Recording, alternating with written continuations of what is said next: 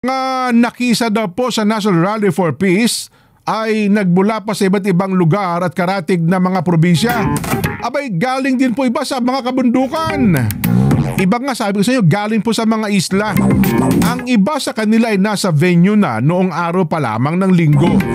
Dito ay pinarating nila ang kanilang panawagan sa gobyerno. Unahin ang mga importanteng bagay kaysa sa mga pansariling interes. Dala-dala po nila mga placards na may panawagang kapayapaan ng bansa at panawagan sa mga nanunungkulan, unahin ang dapat unahin.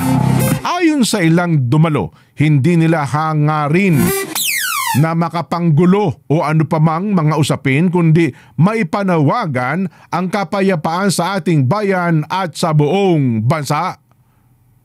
Ako sa pagkakaisa ng ating bansa sa layunin ng unahin ng mga problema ng gobyerno.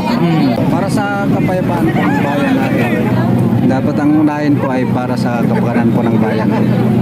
Ito po ay pakikipagkaisa po namin at para po sa kapayapaan ng ating bansa po. Ang panawagan po namin ay unahin ang dapat unahin. Kami po talaga ay ang gusto namin makipag-isa, walang division.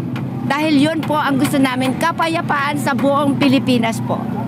Unahin po ang dapat unahin, ang kapayapaan at kabutihan ng buong Pilipinas.